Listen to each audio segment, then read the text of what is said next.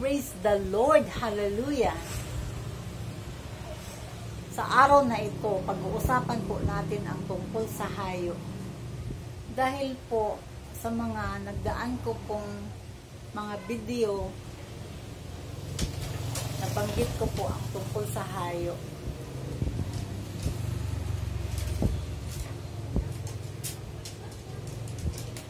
Ang hayo po ay napaka-importante. Dahil yung mga tao na hindi po nila alam ang salita ng mahal ng Panginoon, maliliwanagan po sila. Ang paghayo po ay isang kalooban ng mahal na Panginoon upang ang mga tao ay makalagan sa paggawa ng kasalanan at sila ay magmana ng buhay na walang hanggan. Sabi ng Biblia, "Go into the world, preach the gospel to every creature. Those who will believe and is baptized shall be saved, and those who will not believe shall be damned." Yun po. Kaya, pinutusan po ng mahal ng Panginoon ang kanyang mga anak na humayo. Ako po ay nagpasalamat na ako po ay nahayuan sa isang krusada. Ang krusada po ay isang uri ng paghayo. Yung kabataan ko po, ako po ay hayo ng hayo.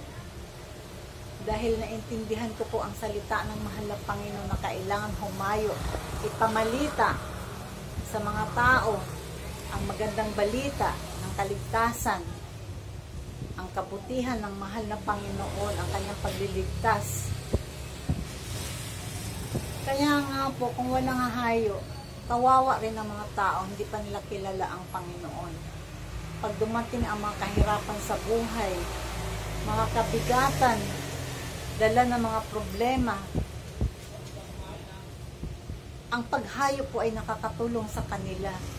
Marami po ang nakasumpong sa mahal na Panginoon sa pamamagitan ng paghayo. Kaya nga po mga minamahal, kung merong magdala ng salita ng Diyos, subukan nyo kung ito ay nasa katotohanan. Kasi nga po, ang mahal na Panginoon ay hindi siya pwedeng bumaba dito sa lupa upang sabihin ang kanyang kaharian. Gagamit siya ng kanyang mga anak upang maintindihan, maliwanagan ang kanyang salita sa pamamagitan ng mga anak niya na humahayo. Dahil po yung paghayo talaga, yun ang isang way na masumpungan natin ang Diyos na buhay, makapangyarihan sa lahat. Nung kabataan ko pa sa mahal ng Panginoon, ako po ay hayo ng hayo. Sa mga plaza, sa ospital, sa bilangguan, hayo po ako ng hayo. Dahil naintindihan ko po na maraming mga kaluluwa ang nakaatang sa impyerno. At sa pamamagitan ng paghayo, mabuksan ang kanilang mga kaisipan at sila ay maglingkod na sa mahal na Panginoon. At hindi sila maging kahabag-habag na mapunta doon sa nagniningas ng apoy ng impyerno. Mga minamahal, kung meron po kayong kabigatan sa buhay, may mga problema kayo, subukan nyo po, mag-comment kayo sa ibaba. At sabihin nyo kung anong problema nyo, kung ano ang mga dinadala nyo sa buhay. Ipanalangin ko po yan mga minamahal. Dahil po, sa church po namin, meron po kaming totoong pastor, propeta ng mahal na Panginoon. Kung saan, dinidinig po ang kanyang mga panalangin. Makakasiguro po kayo na ang inyong mga problema ay magkaroon ng kalunasan, ang inyong mga karamdaman ay magkaroon ng kagalingan. Sabihin nyo na lang po sa akin, ilagay nyo sa comment, at pakiramdaman nyo po kung nagkaroon ng kalunasan, kalutasan.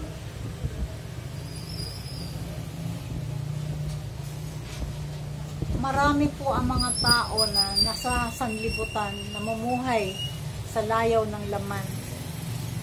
Ngunit sila po ay naging bunga ng hayop at ang kanilang buhay po ngayon ay inialay po nila sa mahal na Panginoon. Kalugod-lugod, katanggap-tanggap sa kanyang harapan. Yan po ang gusto ng mahal na Panginoon.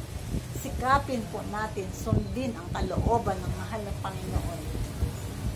Dahil napakahirap po pumasok sa kaharian ng Diyos sa buhay na walang hanggan. Napakakipot po ng daan. Hindi po basta-basta.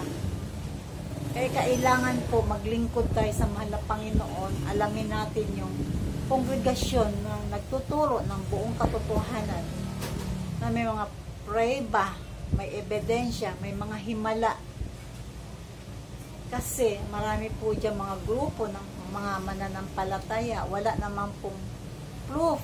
Di mo nun masabi na nasa katotohanan kasi wala naman pong nagbago sa buhay nila. Ganun pa rin sila. And then, yung mga karamdaman nila, hindi naman gumaling. Yung mga problema nila, hindi naman nalutas. Whereas dito sa Jesus Miracle Crusade, na pinangungunahan ng aming beloved Evangelist Willie E. Almeida,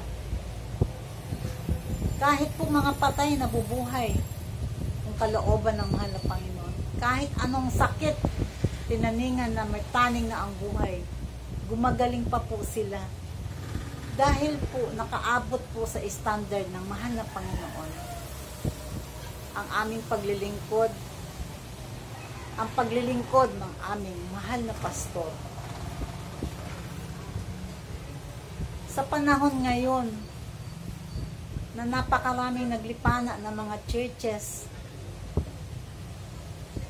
kailangan po maging sigurista tayo. Hindi lang tayo basta-basta umaanib. Kaya kung merong humayo sa atin, check natin. Gusto nyo, subukan nyo muna dumalo doon sa church nila. Tapos kung wala naman kayong naramdaman na presensya ng mahal na Panginoon, wala namang Holy Spirit, di mag-search pa rin kayo. Mag-pray kayo sa mahal na Panginoon. Sabihin nyo na ituro sa inyo kung saan yung church na magdadala sa inyo sa buhay na walang hanggan pagkatapos ng buhay dito sa lupa. Kasi pansamantala lang po ang buhay dito sa lupa. Kahit mabuhay ka pa dito ng maraming taon, umabot ka pa ng daan-daang taon, kung after that ihagis ka lang sa impyerno, bali wala po. Importante po talaga maglingkod sa mahal na Panginoon. Unahin natin ang kalooban ng mahal na Panginoon dahil dyan po siya nalulugod. Lahat po ng ating mga pangangailangan, isupply po niya. Pag nakita niya na tayo ay sumusunod sa mga kalooban niya. Kaya, ang dalangin ko sa inyo, mga minamahal, ilagay nyo sa comment kung ano mga problema nyo. Ilagay nyo dyan kung ano ang gusto nyo mangyari sa buhay nyo. At ipanalangin natin po yung mga kahilingan nyo. At obserbahan nyo kung merong katugunan at sabihin nyo sa akin kung nagkaroon ng kasagutan ang inyong mga panalangin. Kailangan po mga minamahal ay magsaliksik po tayo sa panahon ngayon. Huwag lang tayong rinig lang tayo ng ganito, ganyan, na naghihimala, pero hindi naman sa katotohanan. Kasi ang dyablo po mga minamahal ay mandaraya po yun. Pag nakita nyo sa isang kongregasyon na may himala, pero yung mga buhay nila ganun pa rin, walang pagbabago, hindi sila sumusunod sa kalooban ng Panginoon, hindi po yun sa katotohanan. Kaya mag-search kayo, manalangin kayo.